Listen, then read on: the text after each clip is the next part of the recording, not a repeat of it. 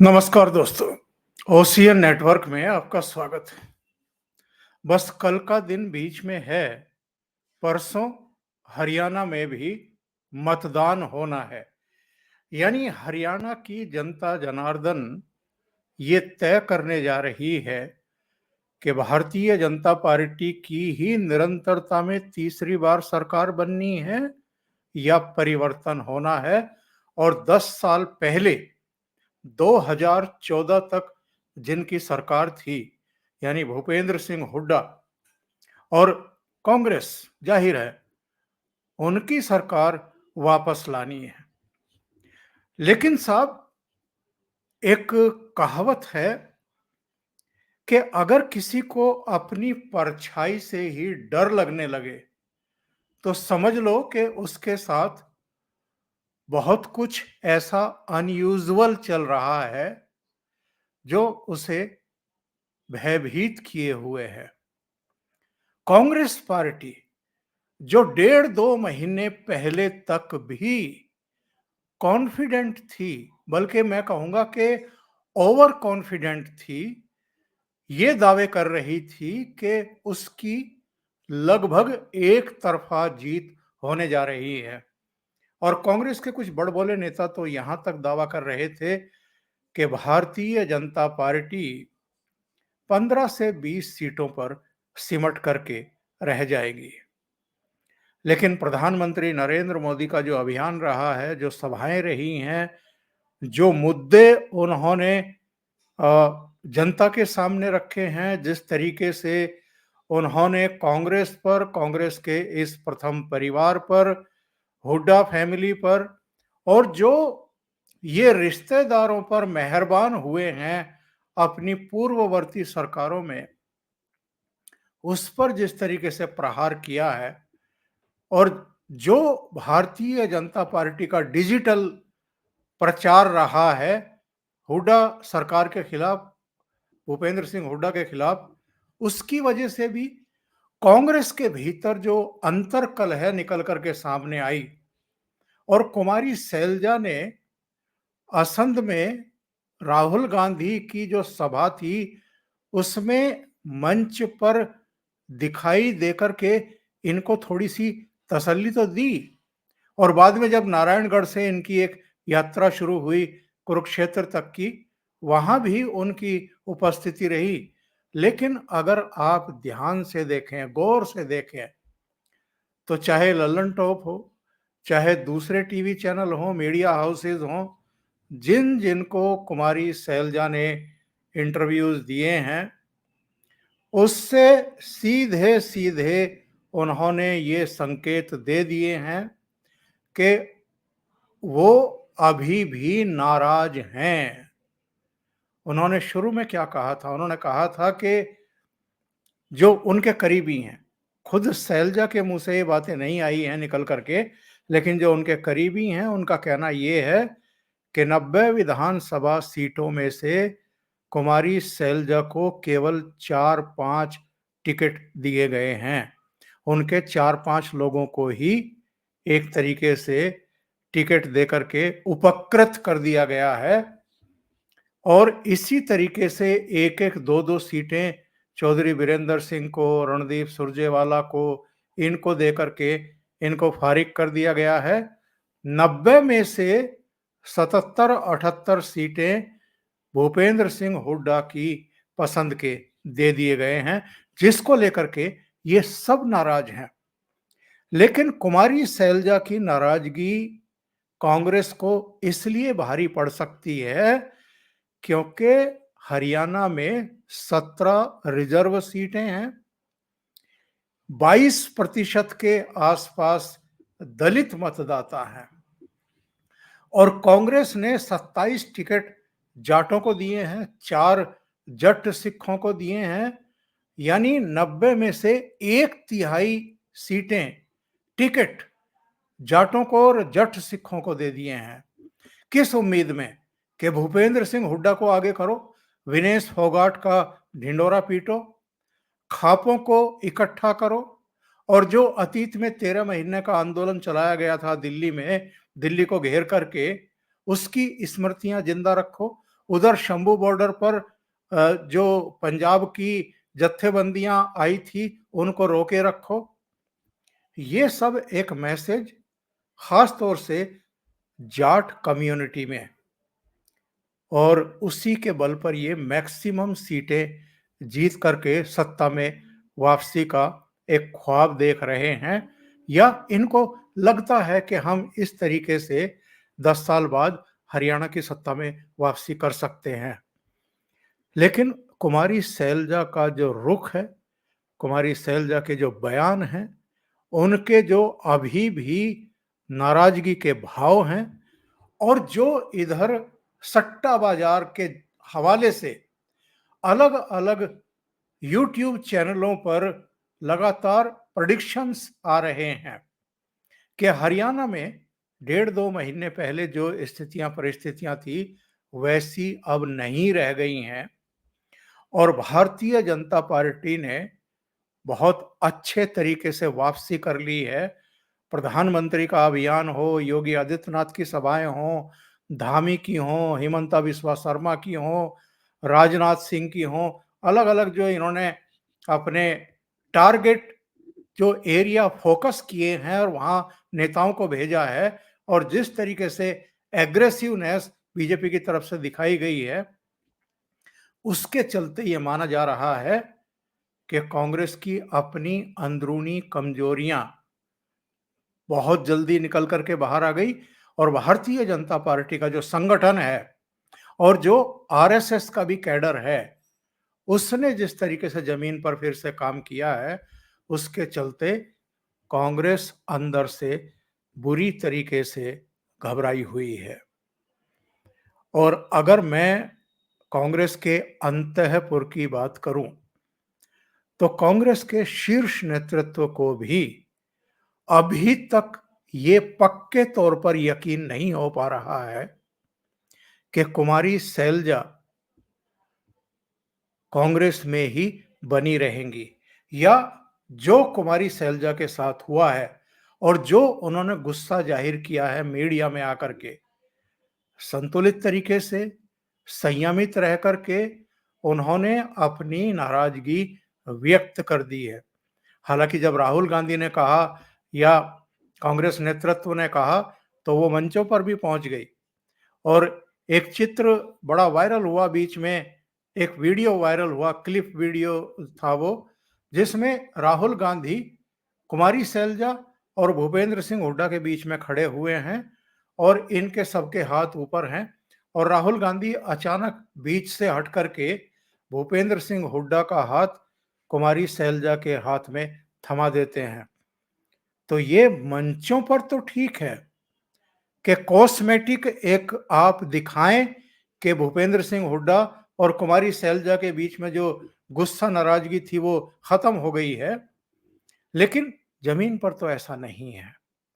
और जमीन से जो सूचनाएं आ रही हैं, अलग अलग जिलों से जो सूचनाएं आ रही हैं, दक्षिण हरियाणा से भी शुरू में जो सूचनाएं आई थी उसके उलट अब भारतीय जनता पार्टी की जो स्थिति मजबूत दिखाई जा रही है। यहां तक कि गुड़गांव की अधिकांश सीटें भारतीय जनता पार्टी जीतती हुई दिखाई दे रही है। फरीदाबाद में अधिकांश सीटों पर मजबूत पकड़ है।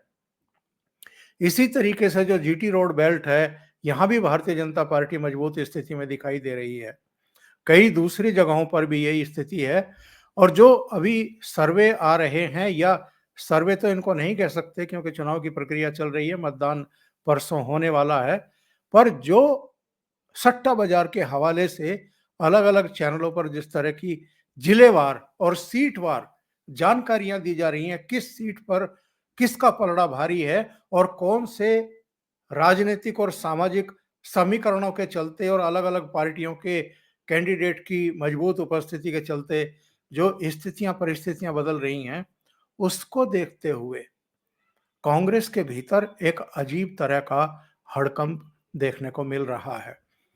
राहुल गांधी ने जिस तरीके से, और उधर प्रियंका गांधी वाड्रा ने भी अपनी उपस्थिति हरियाणा तक सीमित रख ली है, और लगातार वो अभियान में हैं। जिस तरीके के भाषण आ रहे हैं, जिस तरीके से वो जिन जिन पॉकेट्स में उनको खतरा लग रहा है वहां जाकर के चीजों को संभालने की कोशिश कर रहे हैं, उससे भी इसके संकेत मिल रहे हैं। और कुमारी सैलजा के एग्रेसिव मूड के चलते जो ये 21-22% दलित वोटर है, ये कहीं नाराज होकर के भारतीय जनता पार्टी की तरफ ना चला जाए या इंडियन नेशनल लोकदल और बहुजन समाज पार्टी की तरफ ना चला जाए। और कुछ-कुछ जगहों पर चूंकि आम आदमी पार्टी ने भी 90 की 90 सीटों पर अपने कैंडिडेट खड़े किए हैं, तो कुछ सीटों पर वो भी हमें नुकसान ना पहुंचा दे, इस डर में वो सारे काम कर लेना चाहती है कांग्रेस पार्टी, जो किसी तरीके से इस नुकसान की भरपाई कर सके या नुकसान कम से कम कर सके। और वो कहते हैं ना कि आप 70 मिनट का एक गेम खेल रहे हैं और जो लास्ट के 10 मिनट हैं, वो कई बार बहुत बड़ा अंतर कर देते हैं।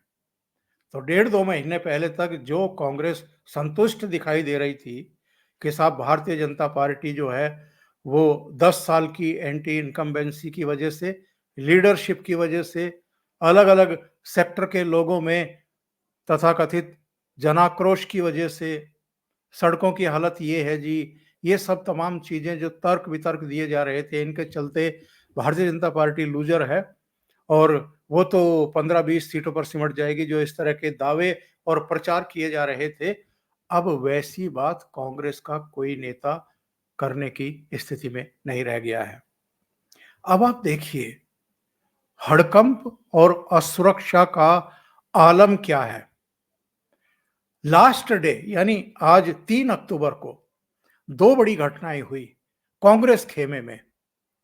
पहली घटना हुई महेंद्रगढ़ में, राहुल गांधी की मौजूदगी में अशोक तंवर ने भारतीय जनता पार्टी छोड़ करके कांग्रेस ज्वाइन कर ली। और जब ये खबर आई तो मेरा माथा ठनका कि प्रचार के आखिरी दिन, मतदान से ठीक 48 घंटे पहले, अशोक तंवर की राहुल गांधी की मौजूदगी में कांग्रेस में फिर से एंट्री क्यों कराई गई, इसकी क्यों जरूरत पड़ गई और क्या जरूरत पड़ गई। तो 2-3 कारण मेरी समझ में आए।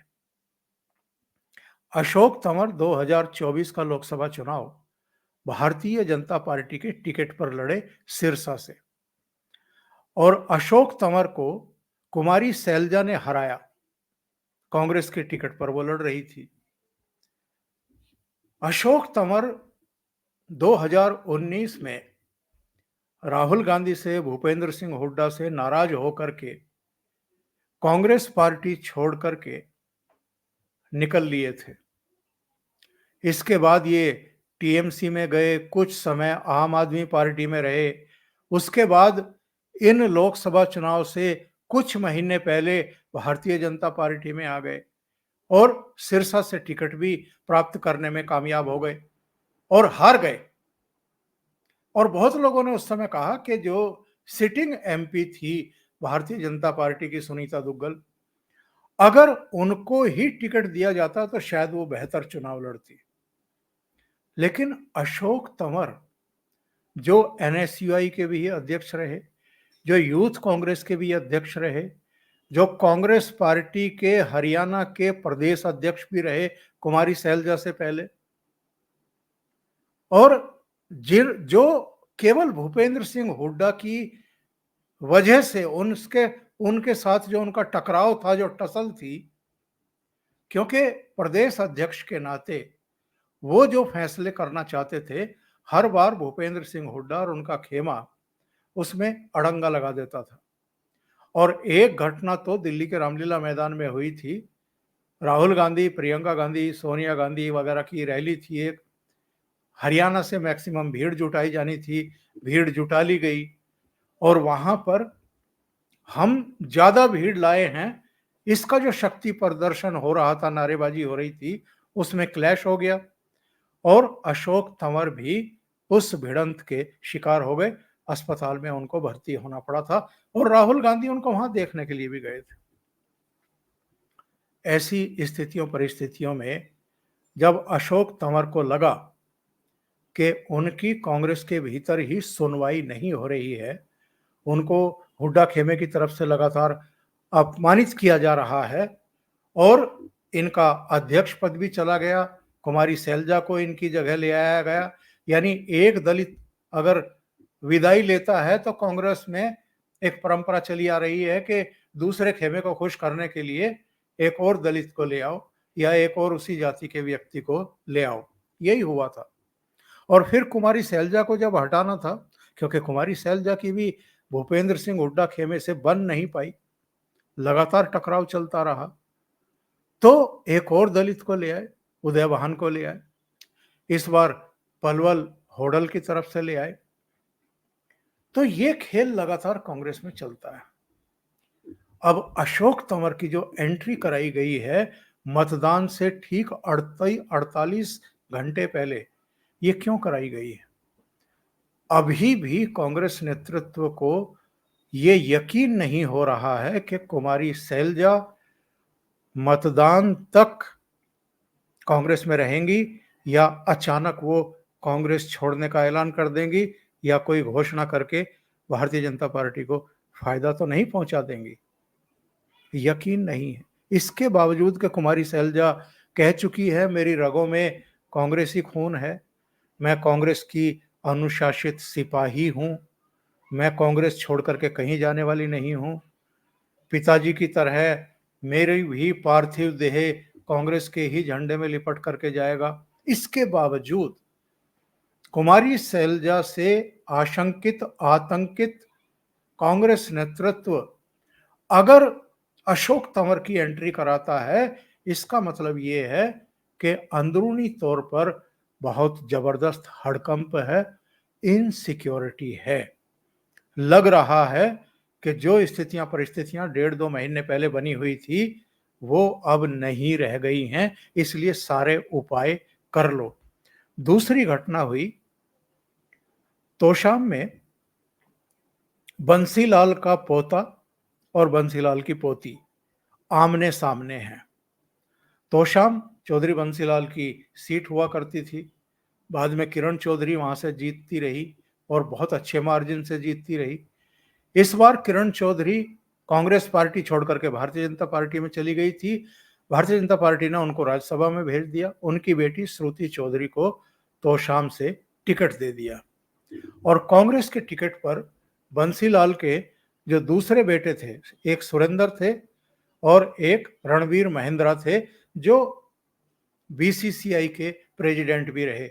उनके बेटे अनिरुद्ध अपनी ही चचेरी बहन श्रुति चौधरी के खिलाफ कांग्रेस के टिकट पर चुनाव लड़ रहे हैं। घटना ये हुई है आज कि वो वीरेंद्र सहवाग को अपने पक्ष में अपील करवाने के लिए तोशाम ले गए। तो हालात क्या हैं, बस इन दो घटनाओं से आप समझने की कोशिश करिए। हालांकि वीरेंद्र सहवाग ने केवल अनिरुद्ध चौधरी के पक्ष में ही अपील की मतदाताओं से, कांग्रेस के बारे में उन्होंने कुछ नहीं कहा, क्योंकि वो जानते हैं कि अगर वो ऐसा करेंगे तो उनके लिए भी सोशल मीडिया से लेकर के और तमाम मीडिया में किस तरह के सवाल खड़े होंगे और किस तरह की मुश्किलें आगे चल करके आ सकती हैं। ये जो दो घटनाएं हैं ये बताती हैं कि कांग्रेस खेमे में भी अब ये आश्वस्ति का भाव नहीं है कि वो 100% सत्ता में वापसी कर ही रही है। इसलिए वो सारे उपाय करने की कोशिशें हो रही हैं कि जो नुकसान संभावित है उसको कम से कम किया जा सके। अभी के लिए इतना ही। बहुत बहुत धन्यवाद। अगर आप ये चैनल और इसके कंटेंट पसंद आ रहे हैं तो लाइक करें, कमेंट करें, वीडियो को शेयर भी करें। अभी तक अगर आपने ये चैनल सब्सक्राइब नहीं किया है तो सब्सक्राइब करना ना भूलें और साथ में लगे बेल आइकॉन पर पुश कर दें और बेल आइकॉन में भी जो सबसे ऊपर ऑल वाला बटन है उसको दबाएं ताकि आगे आने वाले वीडियो और उनके नोटिफिकेशन आप तक जरूर पहुंचते रहें। बहुत बहुत धन्यवाद। नमस्कार।